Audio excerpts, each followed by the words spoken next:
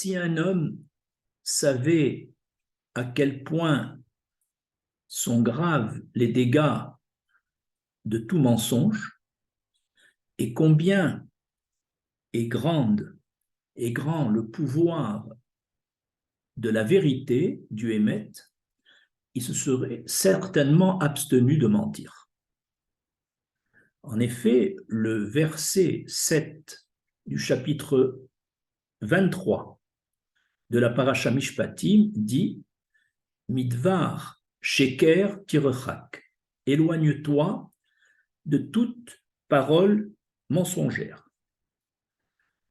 Ce verset que nous étudions dans ce chiour, nous allons l'étudier en 3 paragraphes. Premier paragraphe, nous allons montrer que même des mensonges dont le seul but est de rétablir la vérité demeurent interdits.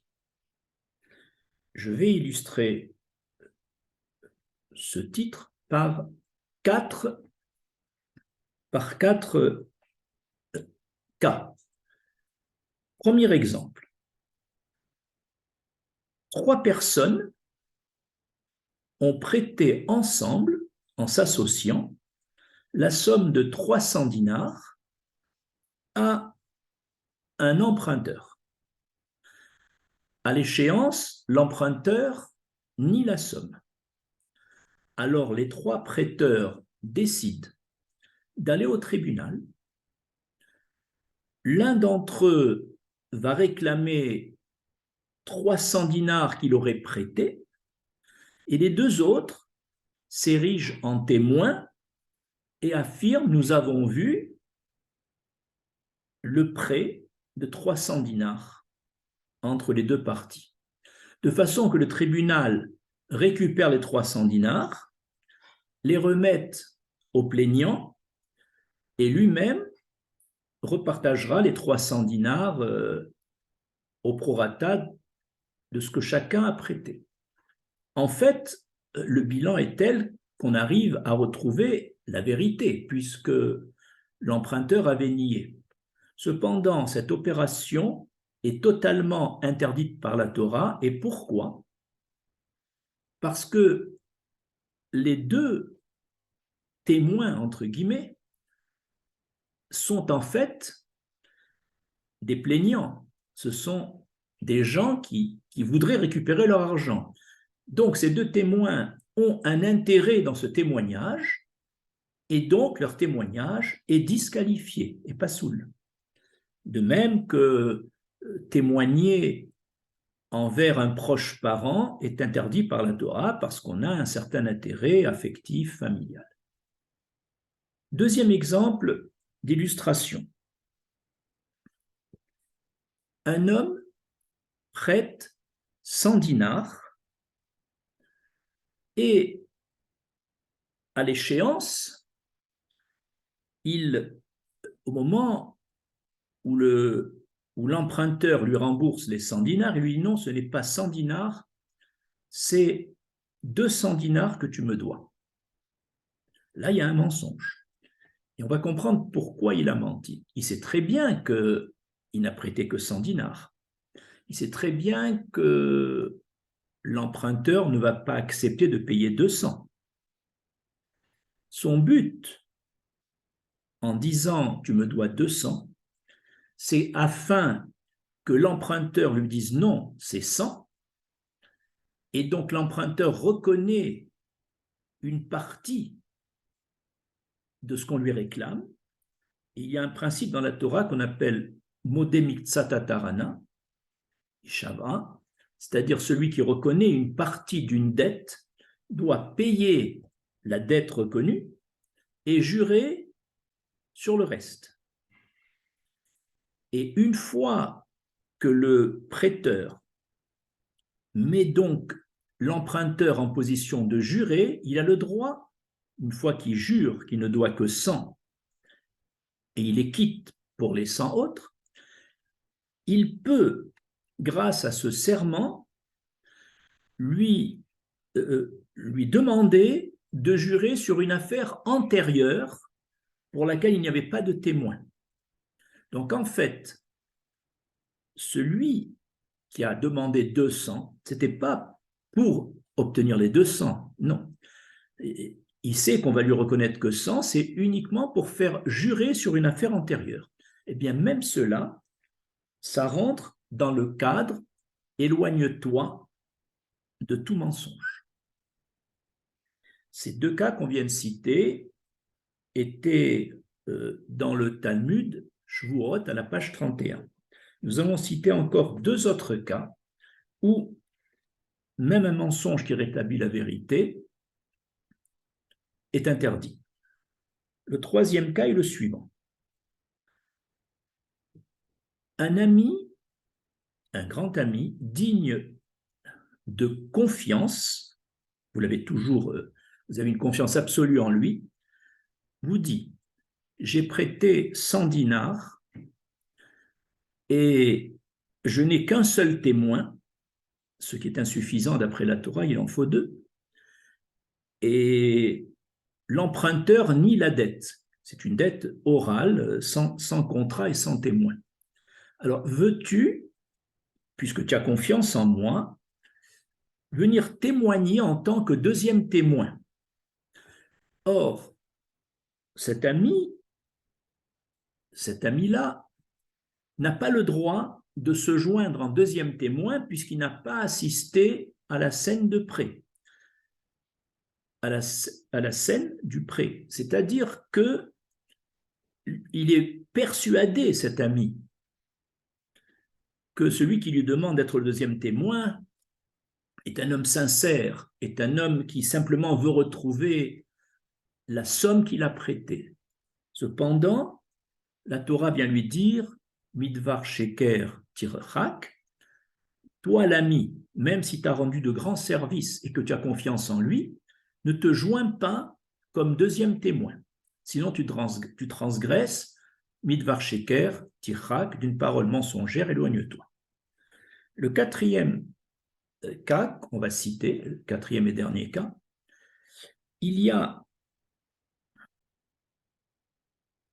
deux personnes qui voient un homme A poursuivre un homme B et se diriger vers une ruine.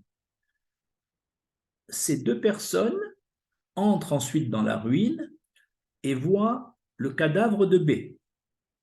Donc, ils sont persuadés que l'assassin est A puisqu'ils ne voient personne d'autre dans les ruines. Cependant, ils n'ont pas assisté à ce meurtre. Ils pourraient penser qu'à 100%, la vérité est que A tué B et s'est enfui, puisqu'ils ont vu la poursuite, ils ont vu le cadavre. Cependant, à cause du verset Midvar Sheker Tirechak, ils n'ont pas le droit de témoigner que A assassiné B, parce qu'ils ne l'ont pas vu. Voilà encore un quatrième exemple que même si on est persuadé d'une vérité, le verset cité nous empêche de témoigner pour quelque chose dont on n'est pas sûr. On ne l'a pas vu. Nous allons passer au deuxième paragraphe. Il existe des situations où il est permis de déformer la vérité. C'est peut-être pour cela que le verset qu'on a cité n'a pas dit « il t'est interdit de prononcer des paroles mensongères ». Il est écrit « écarte-toi, éloigne-toi du mensonge ». Alors qu'habituellement, il y a un interdit absolu quand Hachem ne veut pas quelque chose. Là, il n'y a pas un interdit absolu. Ce qui laisse supposer qu'il y a des cas de éther, de permission, de déformer, de changer la vérité. Voici les cas où cela est possible. On va citer 4 cas. Le premier cas, c'est dans un but de shalom, de paix. On en a l'exemple lorsque Sarah reçoit la bonne nouvelle qu'à l'âge de 90 ans, elle va avoir enfin un fils tant attendu, Yitzhak, elle est tellement heureuse, mais en même temps sceptique, et elle dit Ve Adonizaken. Et comment pourrais-je avoir un enfant, d'autant plus que mon mari est vieux. Et lorsque l'Éternel rapporte les propos de Sarah à Abraham, l'Éternel n'a pas dit Ve Adonizaken. L'Éternel a changé un peu les choses et a dit à Abraham, en rapportant les propos de Sarah, Ve'ani zakanti, comme si Sarah avait dit, et moi je suis vieille. Tout ça afin de ne pas froisser la susceptibilité d'Abraham, bien qu'il était en très bonne relation avec son épouse, un amour pur et profond, entendre dire que sa femme aurait dit « et mon mari est vieux », ça peut froisser. Donc, au nom du shalom du couple, l'Éternel a déformé la vérité par omission et en changeant un peu les choses. On a toujours dans le domaine du shalom, on sait que Aaron, le frère de Moshe Rabbeinu, qui était un homme qui recherchait la paix, quand il savait que deux personnes A et B étaient en conflit et ne se parlaient plus, Aaron allait chez A en lui disant « Tu sais, j'ai rencontré B, il voudrait tellement faire la paix avec toi. » Et il va chez B et il dit « Tu sais, A a tellement envie de faire la paix avec toi. » Et c'est comme ça qu'il est rapproché. Bien qu'il y ait ici un certain mensonge, et comme le but est le shalom, donc cela rentre dans un certain cadre permis. Deuxième exemple de permission de modifier la vérité. Lorsqu'un médecin a devant lui un malade grave et qui veut lui dire la vérité en lui annonçant la maladie et parfois même, comme on l'a vu dans un cours précédent, en donnant même la durée de vie espérée de cet homme, eh bien, nos sages disent qu'il a le droit, le médecin, de modifier la vérité, de ne pas faire désespérer le malade, de ne pas lui donner tant de soucis, et il peut modifier les paroles. Le émet n'est pas recommandé ici. Rav Dessler va jusqu'à dire que ce émet, dit par le médecin, puisque ça fait tant de mal aux patients et à la famille, que c'est une forme de sheker, de mensonge. Le troisième cas où on peut déformer les vérités et même mentir, c'est pour des problèmes de vie et de mort. Lorsqu'il y a un danger vital, on peut modifier la vérité. Aussi bien vital sur le plan physique que sur le plan spirituel. J'illustre ça par l'exemple qui est marqué dans le Talmud Kiddushin. Rav Amram a déplacé une lourde échelle et s'apprêtait à monter pour commettre une transgression avec des jeunes filles hébergées chez lui. Et au milieu de l'échelle, il s'est mis dans la nuit à crier « Il y a le feu chez Amram, il y a le feu chez Amram ». Tous les voisins sont sortis et il a donc menti puisqu'il n'y avait pas le feu chez Amram, mais c'était un mensonge permis. Pourquoi? Parce qu'il s'agissait pour lui d'arrêter le Yetzer Hara qui brûlait en lui pour transgresser, et de plus, il n'a pas tellement menti parce qu'en fait, il y avait le feu chez Amram, c'est-à-dire dans son cœur, il y avait le feu du Yetzer Hara. Donc voilà encore, pour sauver sa vie spirituelle, pour ne pas transgresser, il lui était permis de dire cela. Le quatrième et dernier exemple de éther, de permission, pour les formules d'amabilité sur le plan social, à condition que ce ne soit pas de l'hypocrisie, il y a permission de dire des choses aimables, même si elles ne correspondent pas exactement au émet. Par exemple, comme il y a il faut, quand on a un nouveau marié, une nouvelle mariée, les flatter, les encourager à cette nouvelle union.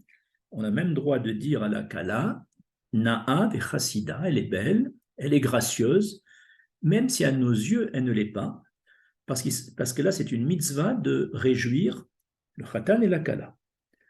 Et nous allons passer maintenant au troisième paragraphe. La question est, pourquoi la Torah a-t-elle utilisé le mot tirchak, midvar sheker tirchak? Pourquoi le mot éloigne-toi?